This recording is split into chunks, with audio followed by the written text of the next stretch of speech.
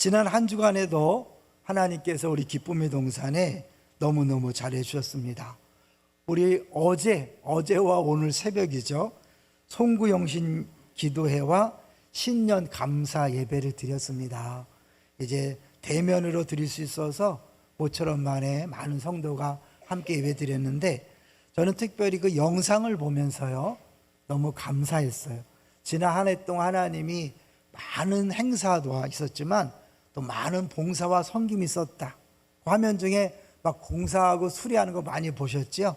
눈에 보이지 않지만 교회가 든든히 세워지기 위해서 눈에 보이지 않는 곳에서 사역하는 분들이 굉장히 섬김을 많이 했죠. 저 개인적으로는 우리 오세명 간사님이 설교 준비에 많이 도움을 됐는데, 어제 신년 예배, 오늘 새년 예배와 또 첫 주일 예배를 위해서도 자료를 준비하라고 수고 많았습니다. 1년 동안 섬겨주신 모든 분들에게 감사를 드립니다. 두 번째로는 양육 2사단계가 이제 강의는 다 끝났어요. 2단계 끝났고 4단계 리더 수양에만 남아있는데요, 위에서 기도해 주시고 2사단계를 위해서 섬겨주신 모든 분들에게 감사를 드립니다.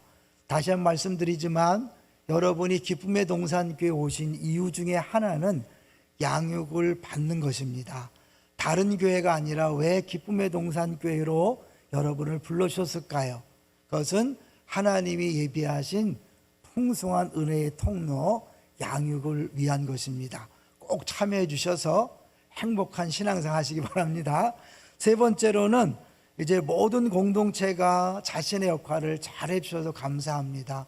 우리 5개의 국과 모든 교육부서, 각도 전도, 우리 권사회, 안수집사회 이런 모든 모임에서 잘 해주셨는데, 특별히 감사할 것은 초등부에서 사역을 잘 해줘서 중등부에 무려 20명 넘는 아이들, 출석 인원이 20명 넘게 올라갑니다. 대단한 일이죠. 그래서 이런 각 부서에서 역할을 잘 해주셔서 너무나 감사하고, 많이 다음 세대가 어렵다 그러는데 다음 세대가 부흥하는 교회가 된 것이 정말 감사합니다. 여러분의 기도와 섬김 덕분입니다. 우리 서로를 위해서 한번 박수 한번 하겠습니다. 서로를 위해서. 너무 감사합니다. 서로 소중히 여기십시오. 제가 하여튼 부목사 한 명 안 오는 것 때문에 정신 차리고 감사하고 있습니다. 당연한 게 아니라 얼마나 큰 은혜인가. 자, 이제 오늘 제목을 같이 보겠습니다. 오늘 제목은 예수님의 탄생, 그 안에 순종입니다. 12월 31일 새벽 기도에 말라기 4장을 우리 박영 전사님이 설교했는데요, 12월 31일에 말라기를 하고 1월 1일에 마태복음 1장을 설교한다는 것, 이것도 큰 은혜 같아요. 이제 모든 주일학교 우리 어린이들 학생들하고 같이 예배드리기 때문에 설교 준비하는 게 쉽지 않았어요. 그러나 이제 주의 은혜를 사모하면서 또 기대감을 가지고 준비해 봤습니다. 그런 말을 혹시 들어보셨어요? 기독교 신앙은 흥정이 아니라 순복이다. 뭐가 아니라고요? 흥정이 아니라 순복이다. 많은 사람들이 기도하면서 하나님 만약에 이번에 이렇게 응답하시면 이렇게 하겠습니다, 이렇게 복 주시면 이렇게 하겠습니다 하는 것은 기독교가 아니에요. 일반 종교예요. 기독교는 철저하게 하나님 말씀에 순종하는 것입니다. 오늘 제목이 예수님의 탄생, 그 안에 순종인데, 예수님이 이 땅에 사람 몸을 입고 오시기 위해서 두 사람의 특별한 순종이 있었습니다. 누구와 누구죠? 마리아와 요셉의 순종이 있었던 거죠. 하나님의 그 어마어마한 구원 역사, 인류 전체를 구원하는 그 일을 위하여 두 사람의 순종이 필요했다. 결국 하나님은 오늘도 우리에게 순종을 요구하시고 우리의 작은 순종을 통해서 어마어마한 일을 하신다. 이게 오늘 설교의 핵심입니다. 마침 우리 단기선교 영상에도 나와 있었죠. 우리 홍성희 형제가 고백한 것처럼 나는 부족하지만 하나님은 위대하신 거죠. 우리가 작은 순종을 했을 때 상상할 수 없는 하나님의 일이 벌어집니다. 할렐루야. 자, 이제 오늘 이 예수님의 탄생에 대해서 잘 알기 위해서는 유대인의 특별한 결혼 제도를 아셔야 돼요. 그러니까 유대인의 결혼 제도를 알면 성경 전체가 보여요. 대신에 유대인의 결혼 제도를 모르면 예수님 탄생도 이상해요. 말도 안 돼요. 근데 이게 예수님의 결혼 제도를 통해서 보면 너무너무 정확하고 하나님이 실수하지 않는다는 걸 보여주세요. 그래서 우리 유대인의 결혼 풍습에 대해서 5카트로 준비해 봤는데요. 먼저 정혼입니다. 우리 말하면 약혼과 같은데 약혼과 다른 점은 뭐냐면 우린 약혼하면 법적으로 부부입니까 아닙니까? 아니에요. 약혼했다 깨져도 전혀 문제가 안 돼요. 그런데 이건 정혼이란 건 뭐냐면 법적으로 부부가 되는 거예요. 그래서 요셉의 아들로 예수님이 태어날 수 있었던 거죠. 두 번째 볼까요? 두 번째 보시면 이제 이별이라는 거는 1년 동안 따로 사는 거예요. 여기에는 굉장한 의미가 있죠. 이 신랑은 신부와 함께 살 집을 마련하는 거예요. 예수님이 내가 처소를 예비하러 간다 그랬죠. 이 말을 결혼제도와 연결시켜야 돼요. 그래서 1년 동안 정혼한다 1년 동안 떨어져 살면서 남편은 살 집을 이분 놔두세요. 살 집을 준비하고 여자는 신부로서 거룩한 신부로 잘 준비하는 거죠. 거룩한 신부가 되리라. 그런데 이때 사실은 1년을 두는 이유도 있어요. 집을 짓기 위한 것도 있지만 혹시나 정혼하기 전에 딴 남자와 관계를 해서 임신했을 가능성을 확인하는 거예요. 그러니까 이때 만약 1년 동안 떨어져 있는데 애를 임신했다 어떻게 되는 거예요? 뭐가 있구나. 결혼 전에 뭐가 있다는 거죠. 그렇기 때문에 이게 굉장히 중요해요. 근데 거기서 예수님 마리아가 이 기간 동안에 임신한 거예요. 난리가 난 거죠. 좀 이따 말씀드릴게요. 세 번째 기다리는 거예요. 신랑이 처소를 예배하는 동안 신부는 기다리는데 언제 신랑이 오냐면 신랑이 자기 마음대로 오는 게 아니에요. 내가 신부 보고 싶으니까 가야지. 그게 아니고 누가 결정할까요? 그 시간은 신랑 아버지만 결정하는 거예요. 그래서 신랑도 모르는 거예요. 예수님이 그랬죠. 나 재림 날짜 나도 모른다. 왜요? 하나님 아버지가 결정하는 거니까. 그러니까 이단들이 언제 재림한다 100% 거짓말이고 잘못된 거예요. 신랑 아버지가 하나님 아버지가 결정하는 거예요. 신랑이 결정하는 게 아니에요. 그래서 이런 걸 알면 성경 전체가 풀리는 거죠. 네 번째 볼까요? 네 번째 보면 이제 돌아오는 거죠. 이제 유대인들이 갑자기 이제 신랑 아버지가 이제 가라.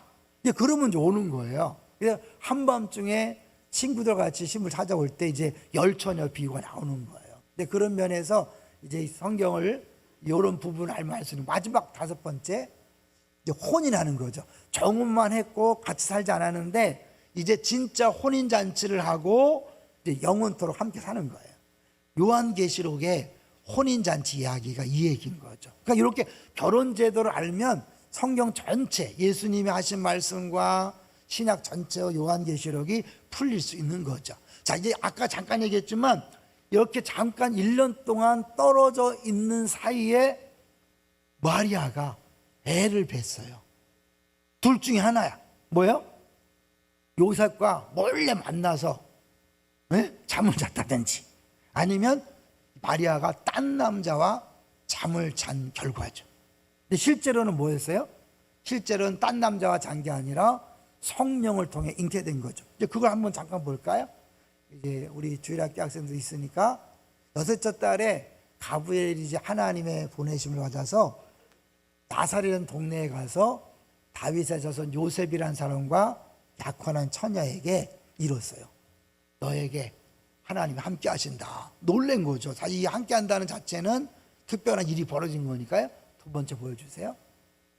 처녀가 그 말을 듣고 놀라서 무슨 인사가 이러냐? 근데 천사가 말합니다. 마리아여 무서워하지 말라. 내가 하나님께 은혜를 입었느니라. 뭐 했다는 거예요? 아기를 뱄다는 거예요. 아기를 임신했다는 거예요. 처녀가. 근데 보라내가 잉태하여 아들을 낳으려니 그 이름을 예수라 하라. 그 다음에 같이 읽어볼까요? 시작. 그가 큰 자가 되고 지극히 높으신 이의 아들이라 일컬어질 것이요 주 하나님께서 그 조상 다윗의 왕위를 그에게 주시리니 영원히 야곱의 집을 왕으로 다스리실 것이며 그 나라가 무궁하리라. 잠깐 봤지만 누가복음을 보면 자세히 나와 있죠. 그래서 누가는 마리아 중심으로 예수님 탄생 소식을 자세히 기록했고, 마태는 요셉 중심으로 예수님 탄생 소식을 잠깐 자세히 기록했어요. 근데 마리아가 사실은 이 말을 들었을 때 저 말씀대로 되어지는 순간 뭐가 되는 거예요? 마리아는 아버지 없는 자식을, 그야말로 사생아를 낳고 평생 길러야 되는 거예요. 계속 쭈근거림을 당해야 되는 거예요. 평생 수치를 각오해야 돼. 평생 부끄러움을 각오해야 돼. 예수님이 이 땅에 오시기 위하여 마리아가 감당한 그 수치와 부끄러움을 우리에게 보여주는 거예요. 그런데 이제 마리아가 결국에는 주의 뜻대로, 말씀대로 이루어지다라고 고백했죠. 그러면서 그때 하는 말씀이 뭐냐면, 내가 처녀인데 어떻게 아기를 낳을 수 있습니까? 하나님 말씀은 능치 못함이 없다. 할렐루야. 그러니까 여러분이 우리 2023년도에 하나님 말씀이 이해가 안 되고 해석이 안 되고 그 말씀대로 순종했을 때 망신살이 뻗치고 정말 평생 고통 속에 살 수 있는 위험이 있을 수 있지만, 순종하면 인류를 구원하는 메시아를 태어나게 하는 엄마가 될 수 있다는 거죠. 여러분, 근데 마리아가 그렇게 부끄러움을 무릅쓰고 순종했는데 지금 어떻게 됐어요? 우리 개신교에서는 마리아가 별로 중요한 인물이 아니지만 저 옆에 있는 천주교에서는 어때요? 성모 마리아 어마어마하게 높이죠. 그렇게 부끄러움과 수치를 감수하고 순종했는데 지금 결과는 어때요? 대대로 어마어마한 존귀와 영광을 누리고 있는 거죠. 자, 이제 두 번째로 요셉의 순종을 볼 텐데요. 역시 또 요셉의 순종도 그림으로 한번 같이 준비해 봤어요.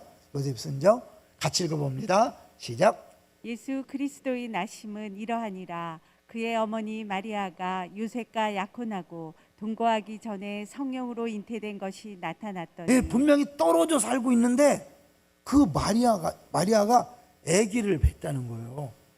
이 말을 들은 요셉이 얼마나 충격이었겠어요. 어떻게 이럴 수 있는가? 굉장히 순수하게 봤고 굉장히 조신하게 봤고 착하게 봤던 여자가 애를 뱄다? 둘 중에 하나다. 아니, 하나지 그거는. 왜냐면 자기는 아니니까. 그럼 100% 나랑 만나기 전에 어떤 남자랑 잤든지, 아니면 나랑 정혼한 다음에 이상한 남자랑 잤든지, 이런 거예요. 이런 게 얼마나 충격이에요. 근데 이게 요셉은 굉장히 의로운 사람이라서 드러내지 않고 끊고자 했다는 거예요. 만약에 요셉이 드러내잖아요, 그 순간에 마리아는 돌에 맞아 죽는 거예요. 명예살인법이라 그래서 가문의 수치요 동네의 수치를 드러낸 사람은 누구든지 돌로 쳐 죽일 수 있는 게 지금도 중동에서 벌어지는 거예요. 이스라엘이 그랬죠. 그래서 이제 이 의로운 사람이니까 마리아를 죽게 할 수 없잖아요. 그러니까 조용히 끊으려고 그랬어요. 그런데 그때 이제 천사가 나타났죠. 같이 읽어봅니다. 시작. 이 일을 생각할 때에 주의 사자가 현명하여 이르되, 다윗의 자손 요셉아, 내 아내 마리아 데려오기를 무서워하지 말라. 그에게 잉태된 자는 성령으로 된 것이라. 성령으로 됐대. 에? 왜 성령으로 돼야 되죠? 만약에 요셉의 씨를 받거나 요셉과 잠을 자서 나면 어떻게 해요? 요셉이 죄인이기 때문에 태어날 사람도 죄인일 수밖에 없어요. 그럼 뭐가 문제가 되죠? 우리 대신 죽을 수 없어요. 죄 없어야 우리 죄인을 대신해서 죽어서 죄가 없어지는데, 본인이 죄인이면 다른 사람을 위해 대신 죽을 수가 없어요. 그러니까 반드시 사람의 씨가 아니라 성령을 통해 임신하고 태어나야 되는 거예요. 자, 그 다음에 아들을 낳으리니 시작. 아들을 낳으리니 이름을 예수라 하라. 이는 그가 자기 백성을 그들의 죄에서 구원할 자심이라 하니라. 네, 요건 우리가 읽었던 본문이잖아요. 요셉도요, 사실은 이제 그 마리아를 데려오면, 이제 우리는 다 알지만 그 당시에 전혀 듣도 보도 못했던 성령이 잉태됐다? 그런 게 어디 있어? 뻥이야. 거짓말. 그럴 수 있잖아요. 근데 요셉이 기꺼이 그걸 순종해요. 생각해 보면 자기 아들이 아닌데 평생 길러야 되잖아요. 그리고 또 다른 문제는 뭐냐면 만약에 아무 소리 안 하고 마리아를 데려와서 애를 낳았어요. 사람들이 계산해 볼 거잖아. 네? 지금 몇 개월 됐는데 1년 지나고 1년 동안 앉았는데 어떻게 태어났지? 아, 썸씽 있었구나. 둘 중에 하나인 거야. 왜? 자기는 아니지만 옆에서 볼 때는 요셉 너는 의롭다고 하면서 그 1년을 못 참고 가서 잤냐? 이런 소리를 듣는 거예요. 또 하나는 뭐예요? 이 마리아가 딴 남자와 그렇게 한 것에 대해서 그 부정한 것을 용납한 그 수치를 또 각오해야 되는 거예요. 그러니까 마리아도 부끄럽고 요셉도 부끄러운 것을 감수해야 예수님이 이 땅에 오실 수 있었던 거예요. 이게 신앙생활이에요. 그런 이 요셉과 마리아를 통해서 우리에게 보여주는 건 뭐냐면 신앙생활이 멋있고 화려하고 누구한테 싫은 소리 안 듣고 수군거림 안 당하는 게 아니에요. 이걸 알면 여러분이 교회 다니다가 딴 사람들 뒷담화하다가 상처받는 것 당연해요? 이상해요? 당연한 거예요. 여러분. 그러니까 앞으로 시험 들지 마세요.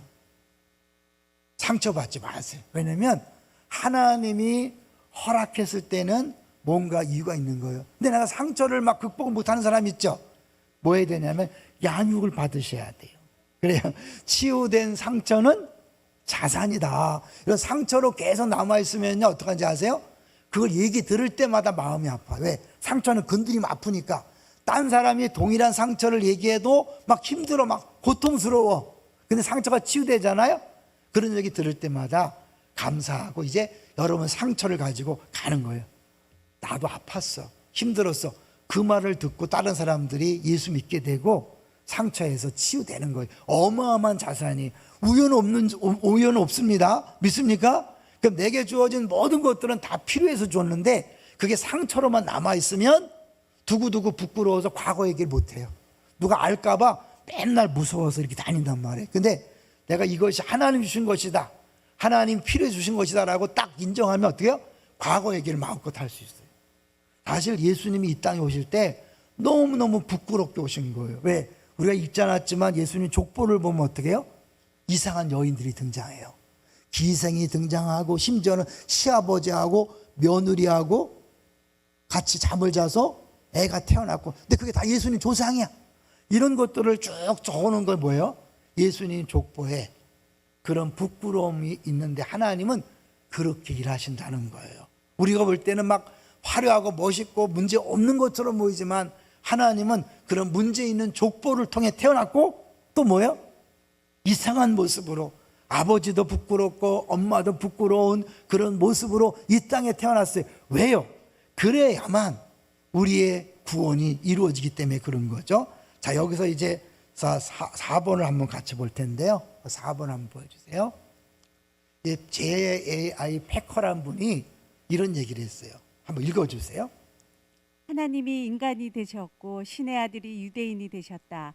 전능자가 무력한 인간 아기로 지상에 나타나셨다. 할 줄 아는 일이라고는 누워서 말똥말똥 바라보며 꼼지락거리고 소리를 내는 것뿐이었다. 다른 모든 아이처럼 누가 먹어주고 기저귀를 갈아주고 말을 가르쳐야 했다. 하나님의 아들이 실제로 생각할수록 머리가 알찔해진다. 그 어떤 픽션에도 이 성육신의 진리만큼 기상천외한 요소는 없다. 네, 하나님 아들이 저런 모습으로 태어났다는 걸 생각할수록 아찔해지는 거죠. 말도 안 되는 정말 이상한 방식으로 이 땅에 태어난 것이 예수님이고 십자가예요. 그러니까 기독교는 세상 사람들이 볼 때 이해가 불가능한 것, 해석이 안 되는 것. 근데 믿어진다는 건 뭐예요? 기적 중에 기적이죠. 여러분이 이 자리에 있는 거는 기적 중에 기적인 줄로 믿습니다. 다른 거 다 몰라도 내가 예수 믿는 것 자체가 기적이에요. 그렇다면 뭐예요? 하나님이 나에게 은혜를 주신 것이고 나와 함께 하시는 것이고 나를 사랑하는 거예요. 믿습니까? 그러면 이제 그 사랑을 받는다는 안경을 가지고 내 남편을 보고 아내를 보고 부모를 보고 자녀를 보고 직장과 사업장을 보면 어떻게 해요? 이해가 안 되지만, 해석이 안 되지만 이건 다 하나님의 사랑의 표현이다. 언제 확실히 알 수 있을까요? 사실은 주 앞에 가야 확실히 알 수 있는 것이고, 조금 지나가 봐야 확실히 알 수 있는 거예요. 5번도 한번 보여주겠습니다. 5번 보여주시면, 많은 사람들이 기적을 믿을 수 없다 그래요. 또 같이 읽어볼게요. 예수께서 시작. 예수께서 무리를 걸으시거나 죽은 자를 살리실 수 있음을 믿지 못하겠다는 것이다. 그들에게는 한 사람의 죽음으로 허다한 무리의 죄가 씻긴다는 속죄의 개념도 불가능해 보일 것이다. 그러나 복음에서 다른 대목들이 어렵게 느껴지는 까닭은 대개 성육신에 대한 믿음이 잘못되었거나 부족하기 때문이다. 일단 성육신이 사실임을 깨달으면 다른 어려움은 다 풀린다. 네, 그 하나님이 갓난 애기 모습으로 징징 울고 혼자 힘으로 아무것도 할 수 없는 전능하신 하나님이 그런 애기 모습으로 태어날 수밖에 없는 것이 기독교라면, 우리가 볼 때 하나님 어떻게 이런 일이 가능해요? 어떻게 이렇게 하실 수 있어요? 우리 집에, 우리 자녀에게, 우리 부모에게 왜 이러셔요? 이런 소리가 안 나오는 거예요. 하나님은 우리가 상상할 수 없는 방법으로 일하시되 우리가 상상할 수 없는 일을 이루시니까요. 자, 여기서 이제 우리가 1년 동안 신앙생활 하면서, 아니 평생 신앙생활 하면서 여러분에게 하나님이 이상한 말씀을 하실 거예요. 말도 안 되는 말씀을 하실 때가 있을 거예요. 머리로 생각하면 했다가는 망신살이고 했다가는 평생을 후회할 수 같은 그런 위험하고 어려운 말씀을 하실 때 어떻게 될까요? 이 마리아와 요셉의 순종을 통해 예수님이 태어나셔서 온 인류를 구원하신 것처럼 말도 안 되는 것을 행할 때, 순종할 때 하나님 나를 통해서 신기하고 놀라운 일을 행하실 줄로 믿습니다. 근데 자꾸 우리는 아까 흥정이라고 하고 계산을 해요. 그래서 내가 계산해보고, 요건 괜찮은데 해볼까? 이건 도저히 안 되겠어, 안 해볼까? 누가 더 똑똑한 거예요? 내가 더 똑똑한 척 하는 거잖아요. 하나님이 똑똑해요? 우리가 똑똑해요? 아니죠. 우리가 상상할 수 없는 방법 일하시니까 말도 안 되는 것처럼 보이고 이해가 안 돼 순종하면 거기에 놀라운 일이 벌어지는 거예요. 자, 여기서요, 우리가 사는 세상, 하나님이 어떤 분인가를 보여주는 재미난 얘기를 할 거예요. 여러분, 지구와 태양 사이가 얼마나 되는지 아세요? 지구와 태양 사이 보여주세요. 1억 5천만 킬로미터래요. 근데 그것을 종이 한 장으로 치는 거예요. 1억 5천만 킬로미터를 종이 한 장으로 칠 때, 그 다음에 우리가 보는 별, 가장 가까운 별과 얼마나 멀리 있을까요?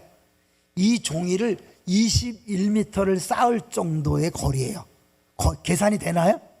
이게 1억 5천만인데 이게 쌓여서 2장이면 3억이고, 근데 이게 2장 정도가 아니에요. 21m, 거의 아파트 8층, 9층 높이까지 쏘편이가 어떻게 1억 5천, 1억 5천, 1억 5천, 1억 5천, 1억 5천, 상상할 수 없는 거리가 첫 번째 별이에요.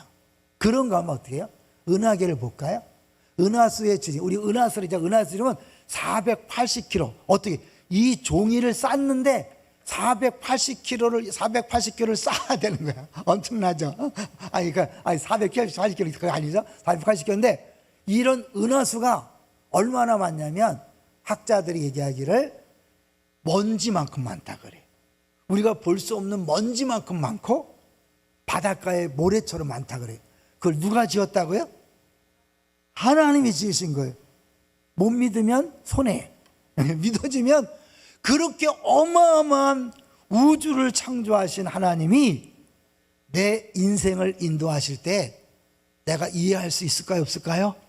이해할 수 없어요. 늘 얘기하죠. 하나님은 영원 전부터 영원까지를 염두에 두고 일하시는 분. 안산뿐만 아니라 전 세계 열방을 염두에 두고 일하시니까, 나한테 지금 바둑에 한 수를 딱 뒀는데 고수는 어떻게 해요? 하나 딱 둘 때 전체를 보고 두잖아요.